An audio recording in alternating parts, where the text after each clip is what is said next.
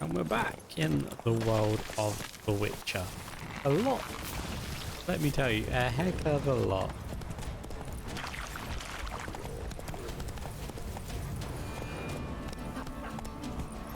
Has changed since I last played this game.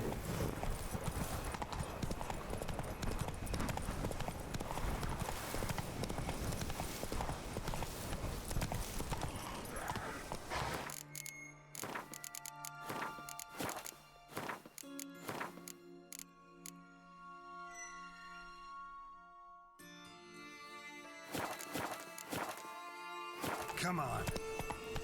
Right. So we need to go on the next part of, I believe it's the story quest. Regis! Damn it. Locked. No way I got the place wrong. This is it. Gotta be another way in around here. Well, there's a cave.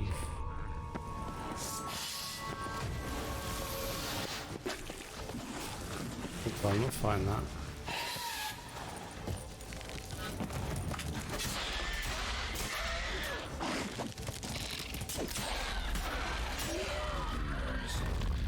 Vittles aplenty around. You more or less can go away.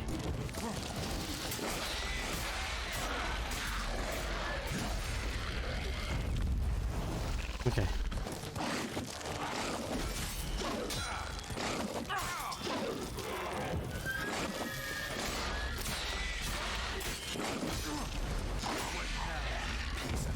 Right. Better.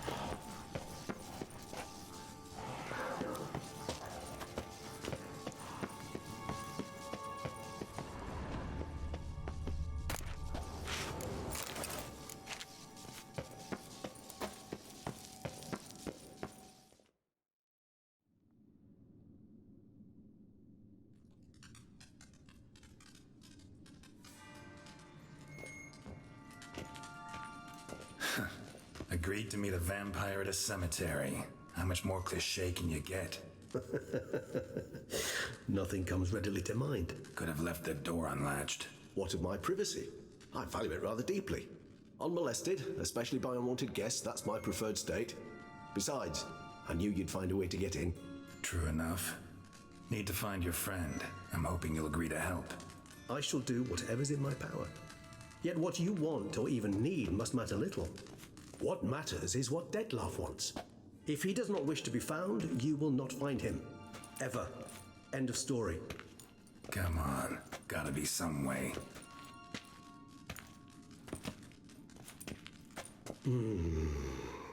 Vampires can evade detection by the senses, and no divination magic works on us. Even the most precise megascope would be useless. And this? Could this help? Wherever did you get that? Off one of the beast's victims, found by a bend in the river. Body was chopped in pieces. 3 of those pieces were hands. Hand with the ring seemed the odd one out, but Bruxa had taken an interest in it.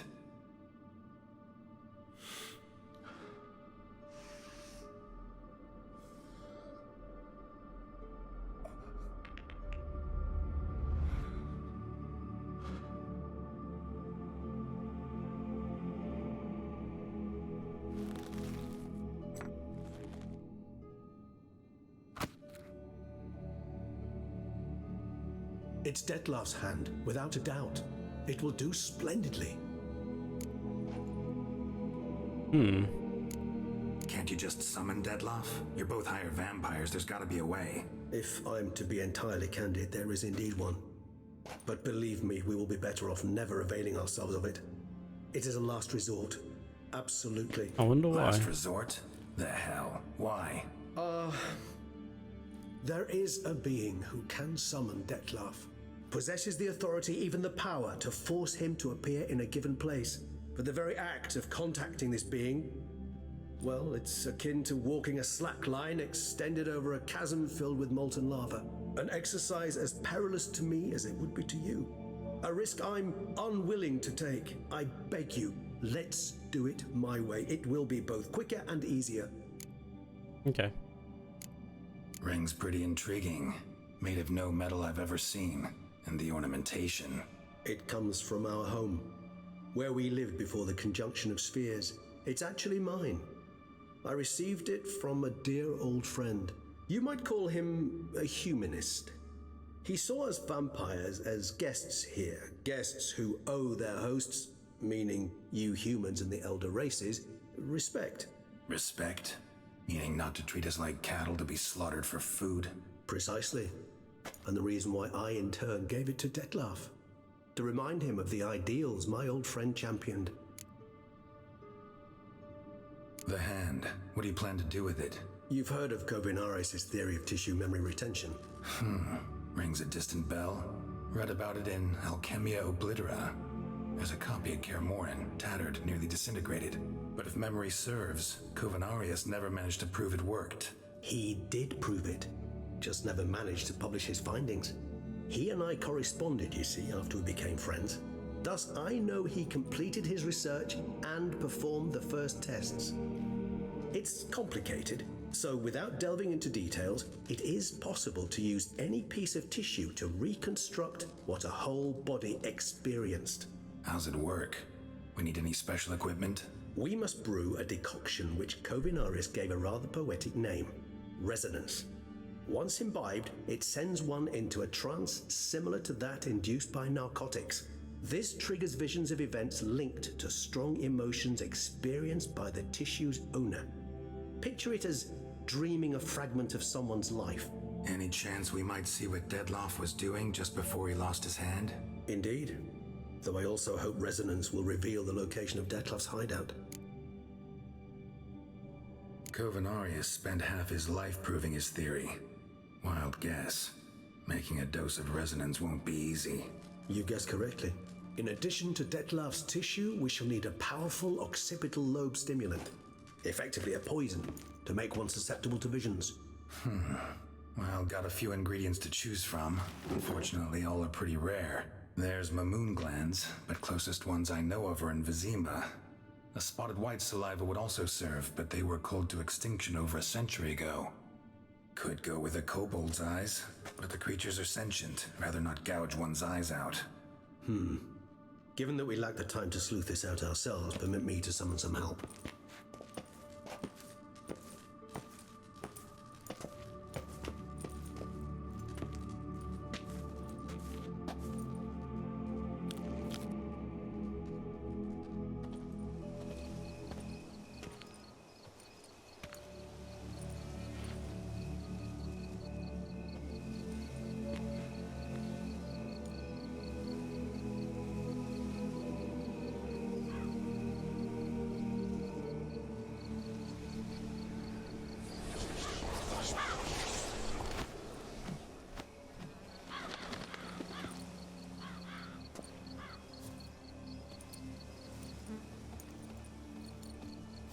What was that? A raven? Rather a common sight at this latitude. Very intelligent fowl. I asked him to look for the creatures you mentioned, him and his brethren. Perhaps they'll find one in the area, and I would hazard that a flock of ravens will spy any said creature faster than a solitary witcher would. With all due respect to your skills, my friend. It will take them some time nonetheless, so perhaps you'd care for a snifter of mandrake. Yeah, okay. Rarely say no to a snifter. Sadly, this is but a weak infusion rather than a proper distillate. Even better. I remember your mandrake hooch. Made people say things they'd have rather kept to themselves. Now, what could Geralt of Rivia prefer to keep to himself? Everyone's got some secret. I agree wholeheartedly. I also believe it wise at times to share one's secrets, unburden oneself to those one can trust. This your sophisticated way of asking me if I trust you? I prefer almost always to ask indirectly. It seems a test of intelligence, one you just passed. Maybe you should go first. Reveal one of your secrets. After all, you vampires lead very interesting lives. Anything in particular interest you? Curious what you did after you were reborn. As I'm sure you can surmise, at first I was thoroughly absorbed with recovering. As it is, I've still not recovered completely. Yet I was so weak the first year that I could not stand nor move on my own. Detlef bore my weakness bravely, showed great patience. If not for him, I wouldn't be here, and I'd have regenerated far slower. Once I could at last stand unassisted, I set off for Bruges, for my one-time home of Dillingen. There I led the peaceful life of a rural healer and surgeon, enjoying my neighbours' respect and, in fact, constituting the exact opposite of the monstrous vampire the populace imagines. Bruges, you say? Rebirth make you sentimental? Perhaps a dash. But what of you? Where have you been? Ever find your Cirilla? Back then, yeah. But we parted again soon after. And when the time was ripe, she came back. Defeated the Wild Hunt together. Ooh. Seems I certainly missed quite a bit while I was absent. True enough. But it's a conversation we'll have another time. Need to know more about you now. Gotta ask you the big question. One everyone wonders about. What happens after death? You wish me to tell you if the human belief in the gods is well-founded? Well, that I do not know. We vampires differ exceedingly from you humans. Our matter, that of which we are composed, can exist without form. We require neither a heart, nor a brain, nor air to breathe. But were you dead? As humans understand death, yes. Feel anything? Understand anything? It's rather hard to explain. I felt something very unsettling. Something I cannot even name, for I did no reasoning. Only after rebirth did I begin to understand that what I had felt was cold and unimaginable fear. If not for Detlef, I might have drowned in an eternity of icy terror. Can't have been alive then. Sheesh, experience like that must be vicious. Indeed, it's hard to compare to anything I know. Yet you are aware we don't see death as you do. The way you cling to life, we find it entirely peculiar. You are mortals, ergo it's a foregone conclusion. You will die. It's but a question of time. Thus, I often find myself wondering why you try so very hard. To die at 20 years, 40, even 100, what's the difference? They're all but the blink of an eye. Depends on your point of view. Man who's got 1,000,000 crowns to spend can't possibly understand one who's only got 20. Very true. One's outlook can indeed change much. Got a new life, new body. That give you a new start, blank slate? Starting all anew is a very broad concept. What exactly do you mean? Your blood addiction, say. Wondering if your body's the same, if it still remembers. Maybe if you drank now, you wouldn't get hooked. All addictions are a form of slavery. Re-addiction's not a risk I'm willing to take, just to test a hypothesis about corporeal regeneration and whether propensities carry over. Fair enough. Curiosity, that's all. Sorry. Not to worry, Geralt. Curiosity is a natural reaction under the circumstances, apart from which I've always valued that trait in you.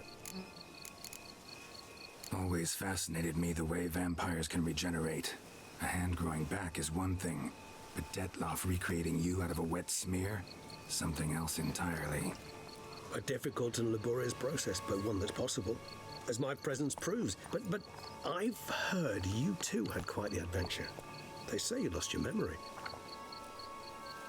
For a bit, but Triss helped me get it back.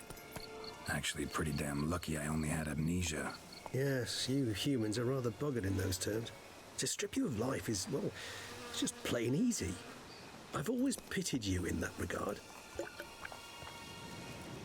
We vampires are much harder nuts to crack.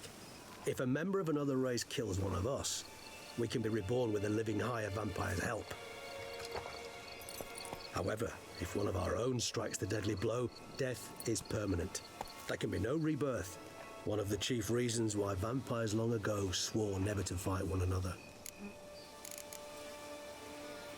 All right, give you one question.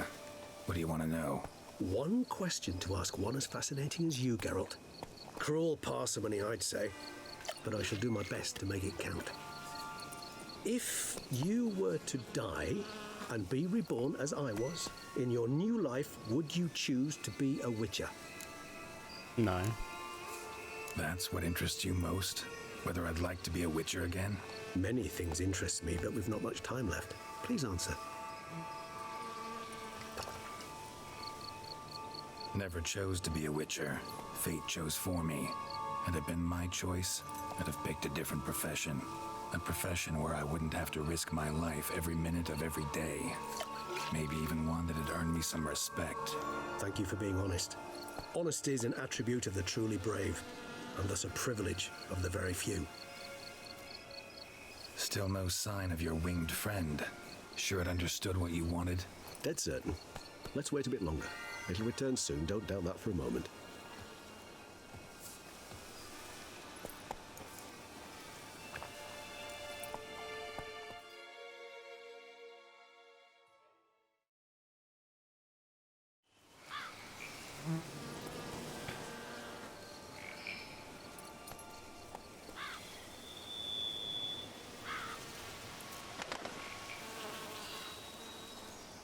Ever vigilant, even in his sleep. Quite vampire-like, in fact. Are you absolutely certain they don't administer a few of our genes during the trial of the grasses?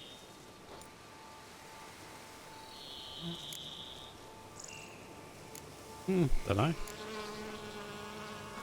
Appreciate the compliment. Got something for me? You were right. No kobolds or mamoons for miles around. Knew it. Allow me to finish. You see, there's this spotted white. It haunts an abandoned residence in the Caraberta woods. Impossible. My brethren hunted down every last spotted white before I was born. Then it seems you must revise your knowledge of spotted whites. For somehow this one managed to survive your brethren's onslaught. It seems I know this home it haunts. Recall a tale about it. Locals believe the place cursed. Perhaps that's how the whites survived entirely unmolested.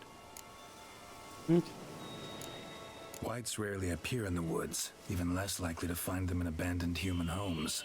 They inhabit remote wildernesses, old abandoned cemeteries. What's your point? This might not be a spotted white after all.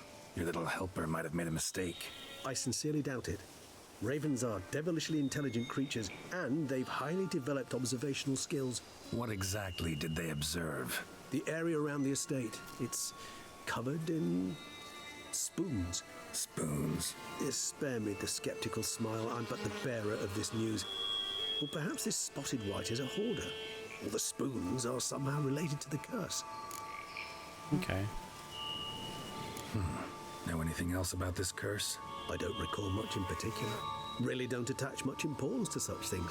It was mentioned to me as an anecdote, no more. Come on, search your memory. Something, anything could be important.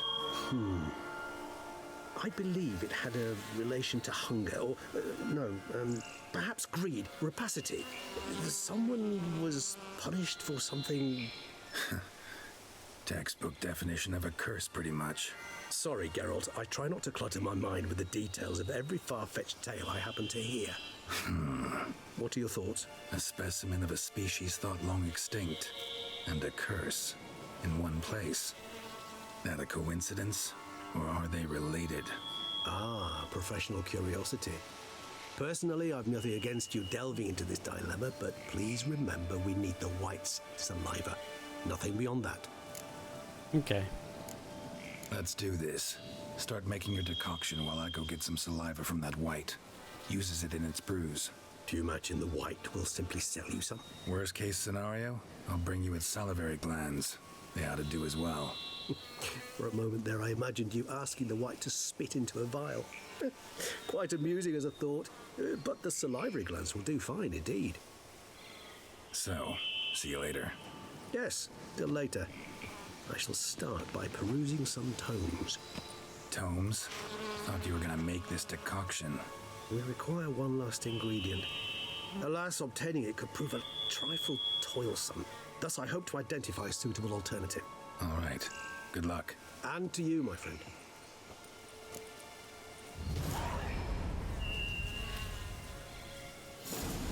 Okay, I think we'll leave things there for now. Come. Okay, I think we'll leave things there. If you enjoyed the episode, make sure you hit the like button and subscribe. Most importantly, guys, have a beautiful day, and bye bye.